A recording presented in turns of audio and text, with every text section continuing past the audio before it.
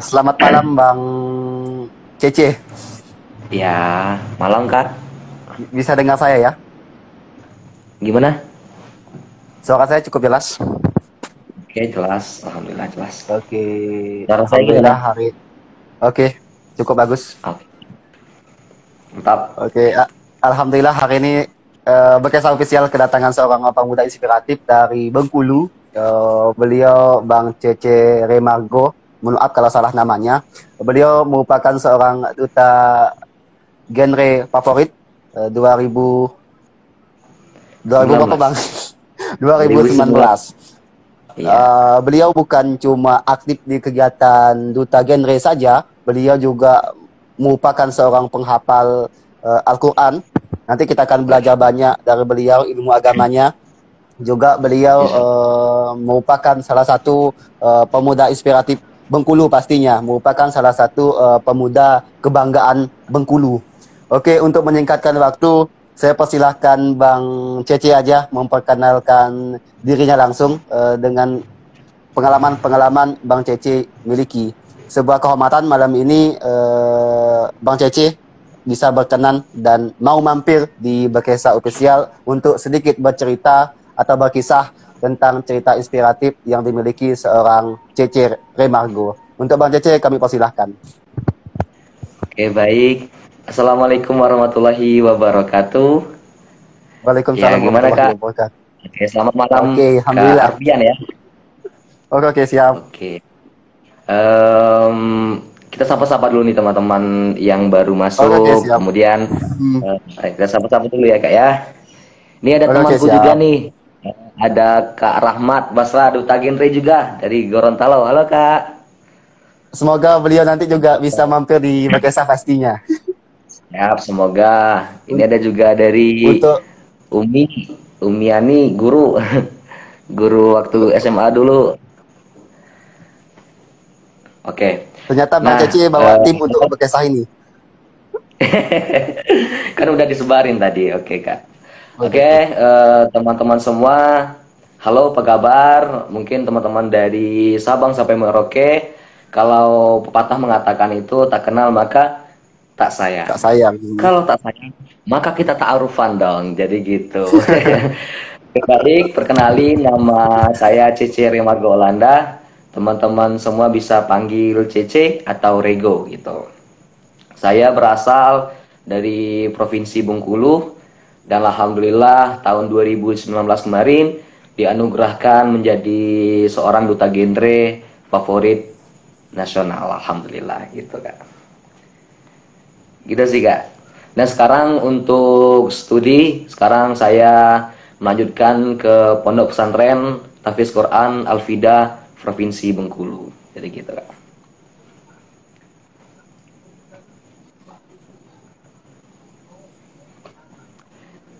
Terus gimana Kak? Oke. Wah, luar biasa nih Bang. Bahwa kita tahu bahwa tadi cuma segelintir aja prestasi yang beliau sebutkan. Bahwa kita tahu bahwa Bang Cece ini banyak sekali prestasinya. Beliau juga sebenarnya jago salawatan. Nanti kita coba dikit lah dengar beliau selawat untuk mengisi atau selang-seling kegiatan diskusi kita malam hari ini. Iya, Sebuah iya. kebanggaan tersendiri Berkesa Official bisa mendatangkan seorang Bang Cece, pemuda inspiratif Bengkulu ini. Oke, Bang Cece, kisah dikit dong tentang pengalamannya di kegiatan Duta Genre yang barusan dilaksanakan. Baik, oke Kak.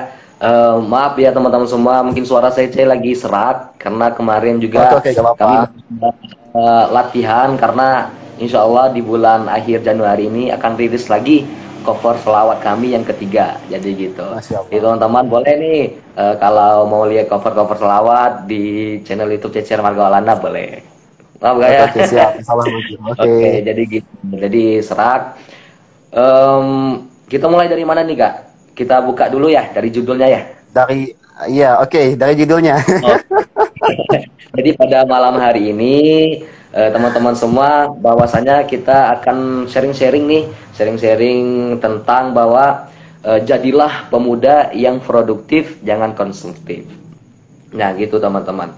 Jadi perlu kita ketahui, kata-kata produktif ini sudah tidak familiar lagi nih, udah sering didengar di lingkungan kita, baik itu di sekolah ataupun masyarakat. Nah, teman-teman, produktif ini yaitu menciptakan hal-hal yang baru gitu, ide-ide yang baru. Jadi teman-teman semua memang dituntut menjadi produktif. Karena kenapa? Produktif itu merupakan keharusan gitu Kak ya. Produktif itu merupakan keharusan gitu. Nah, karena kenapa kita nih sebagai pemuda, sebagai tolak ukur nih perjuangan bangsa, kita mempunyai peranan penting di dalam kemajuan dan perkembangan bangsa Indonesia ini. Betul tidak nih Kak? Betul, betul, betul. Gitu. Perlu kita ketahui bahwasanya kita harus flashback dulu ke belakang nih, bahwasanya perjuangan-perjuangan bangsa ini tidak luput dari peranan pentingnya para pemuda. Nah, misalkan di di masa perjuangan nih Kak ya, di masa perjuangan bahwa Indonesia, bahwasanya Indonesia itu sangat membutuhkan para pemuda. Karena kenapa? Bahwasanya Soekarno sering mengatakan tuh, bahwasanya berikanlah aku 10 pemuda, akan kugoncangkan dunia gitu. Nah, kalau berikan aku 1000 orang tua, maka akan aku cabut Semeru dari akarnya. Jadi gitu tuh. Nah, kita lihat bahwasanya perjuangan-perjuangan pemuda ini mulai dari Sumpah Pemuda, Budi Utomo itu merupakan penerus harapan bangsa. Apalagi sekarang kita di zaman yang serba canggih ini, di zaman yang revolusi industri 4.0 ini sudah benar-benar harus memanfaatkan yang namanya perkembangan zaman. Karena kenapa? Percayalah bahwasanya kita sebagai generasi muda, kita harus menyongsong bonus demografi dan Indonesia emas pada tahun 2045 nanti. Jadi gitu. Kan. Karena kenapa? Kita lihat nih Kak ya. Gimana? Oke, silakan lanjut Bang Cece. Oke. Nah, jadi kita ketahui bahwa bangsa-bangsa yang besar, misalkan di Eropa, Amerika, Rusia dan lain sebagainya, mereka itu terlihat besar bahwasanya dengan karyanya, dengan para pemudanya.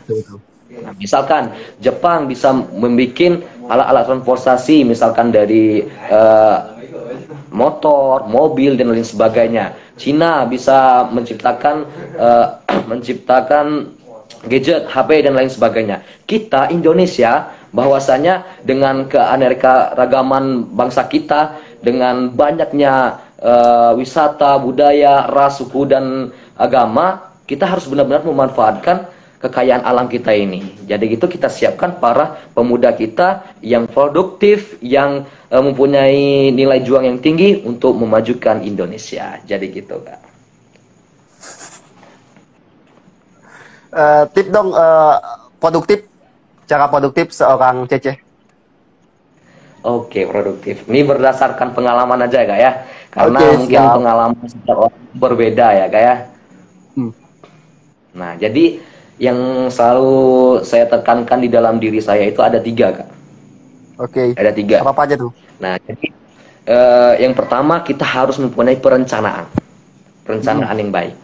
Nah, jadi kalau Cece dulu tuh dari SMP kan, alhamdulillah dulu SMP-nya itu di pondok pesantren di Bengkulu. Tapi itulah cuman 1,5 tahun dulu karena ada gangguan dan sebagainya. Kemudian saya melanjutkan di SMP. Nah, kemudian dari itu ketika saya SMP, dari situlah saya membuat list-list perencanaan. Misalkan nanti ketika SMA saya mau ngapain, kemudian di kuliahan nanti saya mau ngapain gitu. Jadi yang pertama nih lucu nih Kak ya. Jadi ketika saya masuk SMA kan ditanyain nih kepala sekolah, apa sih cita-cita kamu ketika di SMA nih?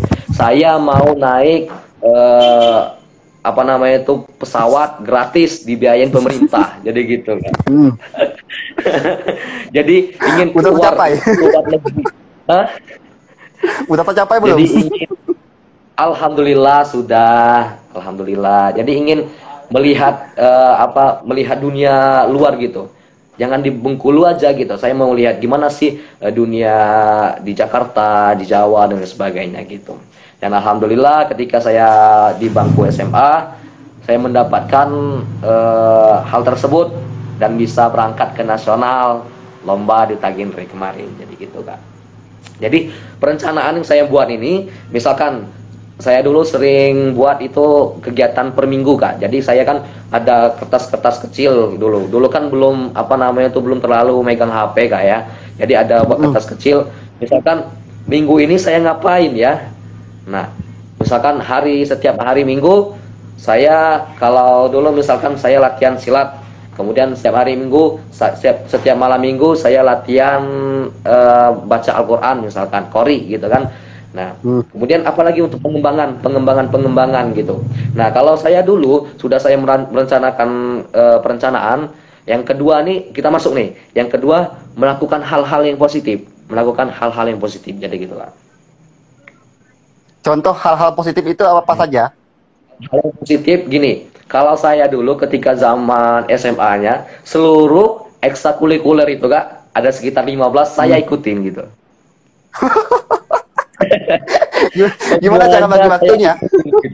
Nah itu, gimana saya mikir waktunya kalau sekarang kan, tapi ya berjalan aja gitu kan, ngikut dari sekitar 15 itu saya ikutin. Karena kenapa? Di masa remaja inilah waktu kita untuk mencari jati diri kita.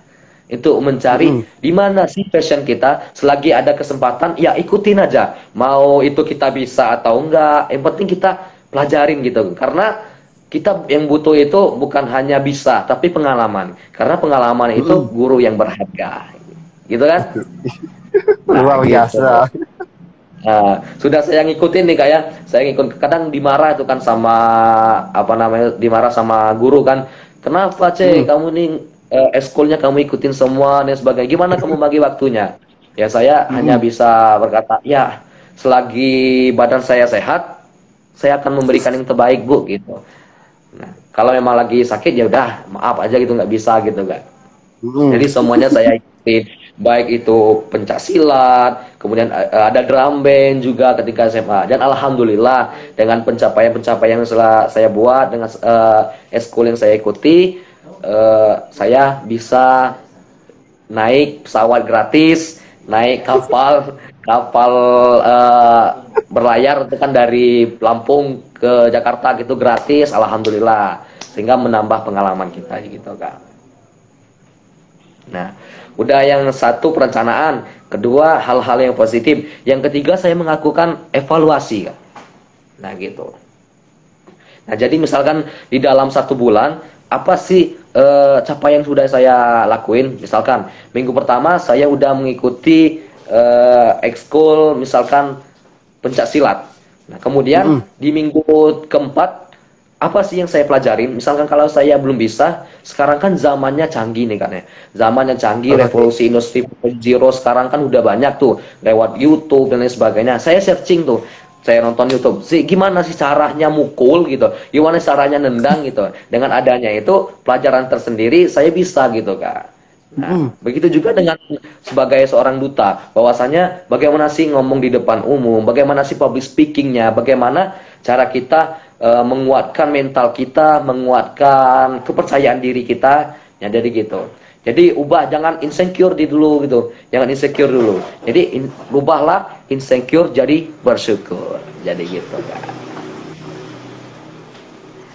Luar biasa nih, saya dapat banyak ilmu hari ini. Dua narasumber saya hari ini seorang pembicara hebat. Jadi saya gugup. Terus terang aja hari ini saya gugup sekali dengan dua narasumber hebat saya malam hari ini. Oke Bang Cece, silakan lanjut Bang Cece. Ya baik Kak. Nah jadi teman-teman semua, kita sebagai pemuda harapan bangsa tentunya kita harus benar-benar memanfaatkan revolusi 4.0 ini ya. Karena kenapa?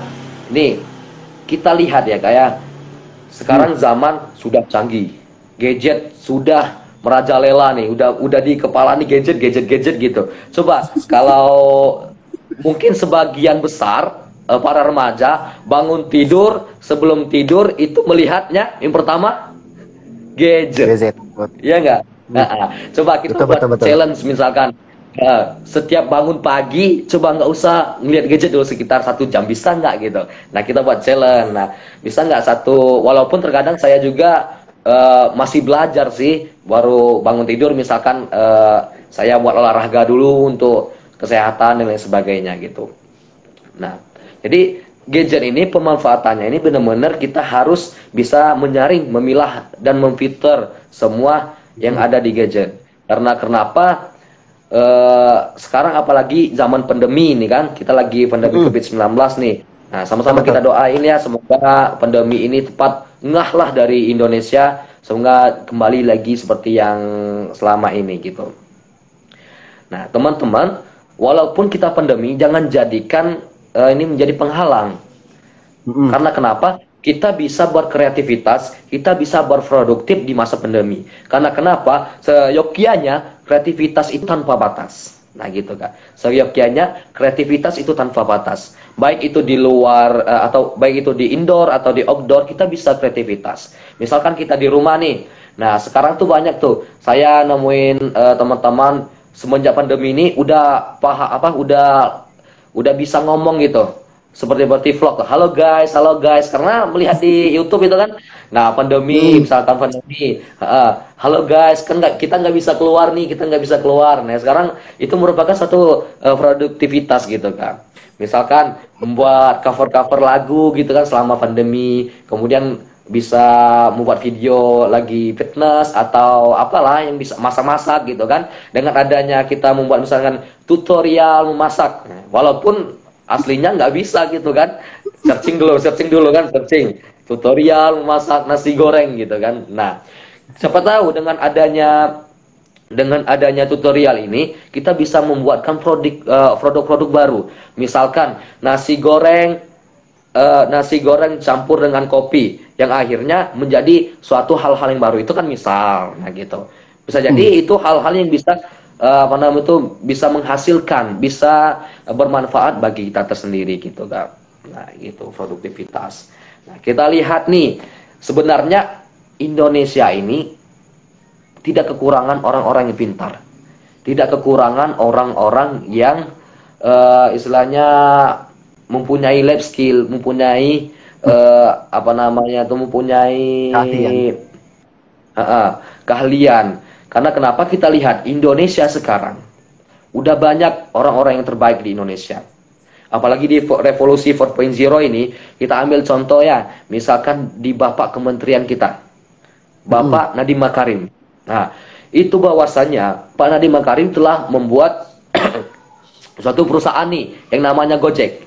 Nah, bahkan si Gojek ini udah apa namanya itu menyebar luas di seluruh Indonesia. Bahwasanya itu bisa membuka sebuah lapangan pekerjaan bagi orang-orang yang membutuhkan. Nah, coba kita bayangkan kalau Indonesia mempunyai 5 atau 10 aja Bapak Nadiem Makarimnya gitu. Wah, Indonesia akan menjadi negara yang benar-benar wah, atau negara yang benar-benar ditakuti gitu kan, mempunyai banyak orang-orang yang pintar. Nah, jadi inilah tugas kita. Ayo kita bersama-sama melatih diri kita, melatih life skill kita. Karena kenapa? Life skill itu dilatih, dibentuk. Nah, bukan kita menunggu aja, menunggu gini kan, ya Allah, tolong Baim ya Allah, kasihlah apa bakat, nggak bisa gitu. Bakat itu kan dicari gitu kak. Nah, gimana kak? Ya luar Hidup biasa. sukses. Ya, pokoknya luar biasa seorang Cece. Ternyata seorang Cece jago berkisah juga di channelnya Berkisah Official hari ini. Bisa. Tadi ada yang Mantap. ngajak itu tuh, ngajak Kalau di Bengkulu itu bercerita kak, bercerita nggak gitu, cerita. bercerita. Kalau di sana berkisah. Ini ada yang itu ada yang mau itu tuh ngajak kolab si Rahma Karin. Oh ya, boleh. Siap, Kolab yang kita kolab. next time ya. Itu dia ada kasih pertanyaan itu Bang Cece. Bang Cece, Hmm. ada ide baru yang terinspirasi selama pandemi nggak ya katanya? Ada ide baru nggak selama pandemi? Oke. selama pandemi yang pernah saya lakuin yaitu bahwa kita lebih banyak melatih diri kita. Yang pertama, melatih kesabaran. Nah, sabar Oke. nih ya, karena kita nggak bisa keluar, nggak mau ke rumah, yang selama ini nggak pakai masker, kita pakai masker, pasti risih. Nah, risih. Kemudian Mm-mm. yang selama ini kita ngumpul-ngumpul, kita ngumpul-ngumpul ngobrol bareng, kita nggak bisa, kita berjarak nih, 1 meter gitu. Jadi kurang keakrabannya gitu, melatih kesabaran kita. Kemudian apabila di masa pandemi ini kita manfaatkan dengan baik, bahwasanya kita bisa menciptakan suatu karya-karya yang baru. Nah, kemarin itu Kak, saya pertama kan eh, gabut lah kalau orang mengatakan itu, gabut, nggak ada kerjaan. Nah, kemudian saya coba-coba nih ya, coba-coba cover-cover lagu, saya coba-coba nyanyi gitu kan. Ternyata banyak yang suka. Nah, dengan adanya itu bahwasanya kita bisa menggali potensi diri kita. Karena ada statement saya mengatakan, gali potensi diri untuk mendapatkan prestasi. Oke. Gitu. Nah, jadi apabila kita terus menggali potensi kita, kita ini sebenarnya ada potensi. Tetapi tergantung kita. Kita mau nggak menggalinya? Kita mau nggak, istilahnya kita mau nggak mencari di mana sih potensi diri kita? Karena seyogyanya Allah menciptakan kita itu mempunyai kelebihan dan kekurangan masing-masing. Tinggal kita mencari di mana sih skill kita gitu. Apalagi ini bagi yang laki-laki ya, kita benar-benar harus menciptakan berpikir harus cepat, berpikir harus istilahnya bagaimana sih menciptakan pertanyaan, bagaimana sih menciptakan hal-hal yang baru, bagaimana sih melihat perkembangan zaman. Karena kenapa kita sekarang berada di zaman yang kompetitif kayak, berada di zaman yang persaingan. Nah, persaingan. Dengan hal itu kita sebagai generasi penerus muda harus benar-benar menjadi pemimpin, garda terdepan, menjadi pemimpin nih. Apalagi Mm-mm. laki-laki, kita harus menjadi pemimpin. Ya paling tidaknya kita menjadi pemimpin diri kita sendiri nih. Bahwasanya kita harus memanage diri kita ketika kita lagi di misalkan lagi membuat kita lagi di sekolah atau kita lagi di masyarakat, kita harus menempatkan diri kita bahwasanya kita lah para pemuda, para pejuang harapan bangsa. Jadi gitu. Karena juga di dalam Al-Quran juga dijelaskan. Karena di dalam Islam juga dijelaskan. A'udzu billahi minasyaitonir rajim. Bismillahirrahmanirrahim. Yadawu inna ja'alna khalifatan fil ardi fahkum bainan nas. Fahkum bainan nasi bil haqqi wa la tattabi'il hawa fayudillaka an sabilillah. Nah, yang artinya, wahai Daud, sesungguhnya kami ciptakan engkau untuk menjadi seorang khalifah. Nah, khalifah di sini merupakan menjadi seorang pemimpin, menjadi penguasa di muka bumi ini. Maka janganlah engkau maka putuskanlah perkara dengan adil, dan janganlah engkau mengikuti hawa nafsu, karena akan menyesatkan engkau dari jalan Allah Subhanahu wa taala. Surah Quran As-Sad ayat 26. Jadi gitu, Kak. Jadi kita benar-benar harus memanfaatkan masa muda kita sebelum datang masanya tua. Karena masa muda nggak bisa diulang kembali, Kak. Itu. Kalau seandainya masa muda bisa diulang kembali, ya kita slow-slow aja. Nah, slow-slow, kasih slow gitu kan, santai gitu. Ayo pemuda Indonesia, kita keluar dari zona nyaman. Nah, gitu. Gitu sih, Kak. Udah ada rasa kepuasan tersendiri gak sih seorang Cece berada di posisi sekarang? Untuk kepuasan ya namanya manusia ya, Kak. Pasti kita mempunyai planning dan sebagainya. Untuk Hmm. sekarang saya merasa belum, karena kenapa planning yang paling pertama yang diprioritaskan kepuasannya itu membahagiakan dulu kedua orang tua. Karena kenapa Mm-mm. kita juga dilahirkan di dunia ini karena orang tua kita bisa besar, bisa Cece bisa juga seperti ini, kakak bisa seperti ini karena adanya dukungan doa dari Allah. orang tua. Nah, dari ini. Jadi membahagiakan orang tua dulu, kemudian bisa bermanfaat nih Kak, bisa bermanfaat untuk seluruh orang karena khairun nasi anfa'ukum lin nasi. Karena sesungguhnya seorang yang baik itu yang bisa bermanfaat bagi orang lainnya gitu Kak. Jadi insya Allah masih mengejar target-target untuk kedepannya karena Cece juga kan masih muda lah, masih 19 tahun jalan 20 lah Kak, masih panjang lah, jalannya masih panjang gitu Kak. Masih terus belajar gitu. Ya, jadi gitu Kak. Oke, kita beralih topik dikit nih, tapi masih berkaitan dengan prestasi yang udah Cece ukir.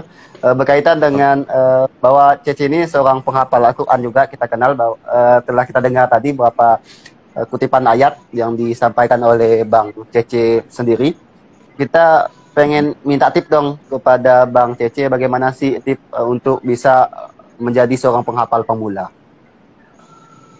Baik.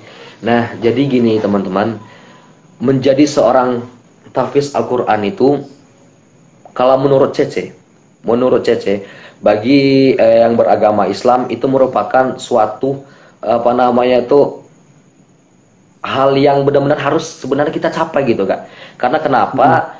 Kita di dalam sholat ya paling tidaknya kita harus hafal bacaan Al-Fatihah, surat-surat Mm-mm. pendek.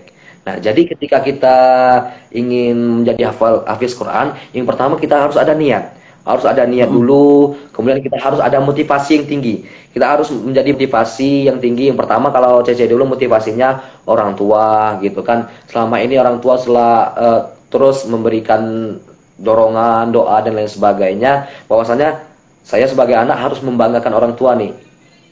Walaupun nantinya di dunia saya belum bisa membanggakan orang tua, saya harus membanggakan orang tua di akhirat nanti. Ingin mengasihkan sebuah mahkota di akhirat nanti, gitu. Jadi motivasinya ada orang tua. Nah, kemudian ada motivasi orang tua menghafal Al-Quran itu harus mempunyai semangat yang tinggi. Karena kenapa? Yang dihafal Al-Quran ini, yang dihafal itu ayat suci Al-Quran, gitu kan? Karena kenapa? Kita lihat ya, oke lah kalau kita menghafal buku mau setebal apapun, insya Allah itu cepat kita hafal. Karena kenapa ini Mm-mm. merupakan tulisan-tulisan manusia. Ya, kalau Mm-mm. Al-Quran ini kalamullah, kalam dari Allah Subhanahu wa taala. Jadi benar-benar kita harus menyiapkan diri kita, niat kita. Niat kita apa sih? Kalau memang hafal Al-Quran, niat mencari jalan Allah, ridha Allah, insya Allah Allah akan bantu. Tapi kalau niat kita selama ini mau mencari hafal Quran, mau mencari ketenaran dan lain sebagainya, itu cukup sulit. Jadi gitu kan. Jadi untuk menghafal Al-Quran ada motivasi, ada niat dulu, kemudian kita fokuskan di dalam Al-Quran. Nah, kalau kami di pesantren kami itu kan ada trik-triknya Kak. Jadi trik-triknya Mm. menghafal Al-Quran tuh gini gini gini. Nah, jadi Cece kasih trik-trik nih untuk teman-teman semua untuk menghafal Al-Quran. Jadi yang pertama kita coba kita hafal dulu juz 30 nih. Karena itu juz yang paling sering kita pakai untuk bacaan sholat gitu kan Kak. Mm-mm. Nah, juz 30 misalkan dari pertama kalau kita hafalin dulu Qul a'udzu birabbinas sampai ke ad-duha misalkan. Kita hafalin dulu ayat-ayat pendek lah kalau kita bisa sering kenalin. Nah, ayat-ayat pendek kita ulang terus. Misalnya dalam satu hari kita bisa nggak hafalin, kalau CC dulu hafalin satu ayat. Satu ayat hafalin. Jadi kita udah hafal nih kan, kita baca, cukup misalkan kita baca 5 kali aja, 5 kali. Nah, kemudian kita ingat, baru kita ngapal. Kemudian kita baca 10 kali. Nah, kemudian baca 10 kali, nanti kita ulang lagi. Nah, misalkan Qul a'udzu birabbinas, kita baca dari awal sampai akhir itu 10 kali. Namanya kita mengulang tikror, pengulangan namanya tikror. Jadi dengan secara tidak langsung itu nanti akan lengket kotak, gitu kan. Jadi apabila kita sudah hafal, nah kita kan ada namanya memori jangka pendek dan memori jangka panjang nih Kak ya. Panjang. Nah, jadi kalau kita udah hafal, misalkan udah hafal 5 ayat nih kan. Nah, kita udah hafal, kita jangan buka Al-Qur'an dulu. Nggak boleh. Nah, gitu. Nggak boleh buka Al-Quran. Nah, kita ulang sekitar 10 kali. Contoh, Qul a'udzu birabbin nas, Qul a'udzu birabbin nas, malikin nas, ilahin nas, dan sebagainya sampai akhir kan. Nah, kemudian kalau sudah hafal, baru kita baca lagi, insya Allah itu akan hafal lengket. Nah, gitu Kak. Jadi gitu. Namanya tikror. Nah, karena ketika kita memori kita, misalnya kita sudah dapat nih, memori kita udah namanya memori jangka pendek, kita udah lengket. Nah, untuk jangka pendek ini masuk ke jangka panjang, nah itulah proses ketika masuknya jangka pendek ke jangka panjang, kita jangan melihat Al-Quran. Jadi gitu Kak. Itu tips-tips dari Cece sih. Oke, ayat yang Cece suka apa sih? Gimana Kak? Ayat yang sering Cece sukai, yang sering dibawa di waktu sholat, atau yang Cece itu arti itu paling melekat di diri Cece? Banyak sih Kak sebenarnya ayat-ayat Al-Quran. Tapi yang sering saya bawa, yang sering ini Ar-Rahman Kak ya. Kenapa jatuh cinta dengan ayat itu? Jatuh cinta karena juga lantunannya bagus. Karena di dalam Al-Quran itu, di surah Rahman menjelaskan bahwasanya banyak sekali fabi ayyi ala rabbikuma tukadziban. Maka nikmat apalagi yang kamu dustakan. Allah telah memberikan begitu banyak kenikmatan di dalam diri manusia, kenikmatan di bumi ini. Udah, yuk kita bersyukur, kita selalu bersyukur gitu kan. Dan juga siapin untuk masa depan lah Kak, insya Allah. Untuk mahar. Lantunkan dikit dong. Lantunkan dikit dong surah Ar-Rahman untuk kawan-kawan di Bagasa Official. Ini lagi serak juga nih Kak. Maaf ya teman-teman semua, lagi serak. A'udzu billahi minasy syaithanir rajim. Bismillahirrahmanirrahim. Ar-Rahman 'allamal Qur'an. Khalaqal insan 'allamahul bayan. الشمس والقمر بحسبان والنجم والشجر يسجدان والسماء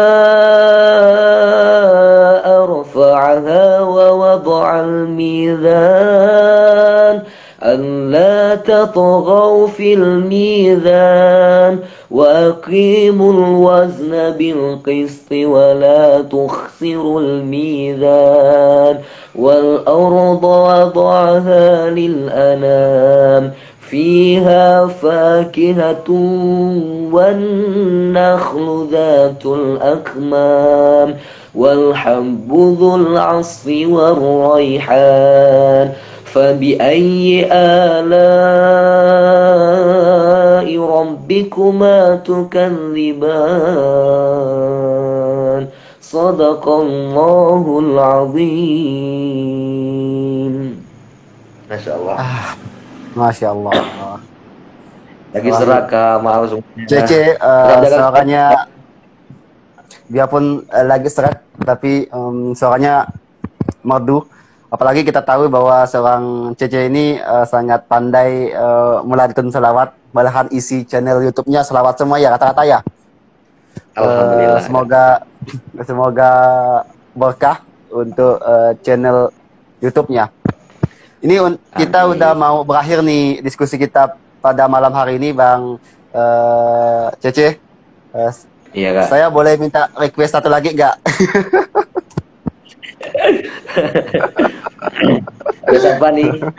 Oke, untuk menutupi kegiatan diskusi kita di Bekesah Official malam hari ini, saya minta seorang Cece, seorang duta genre favorit Indonesia malam hari ini melantunkan satu salawat untuk menutup kegiatan diskusi kita malam hari ini. Oke, aduh, selawat ini lagi serak Kak ya. Masya Allah, dikit aja Kak ya. Oke, siap. hayyul hadi bi ajmal dzikra sallu ma'ana ya hudar fahuwa imadi yawmal ma'adi nabiyuna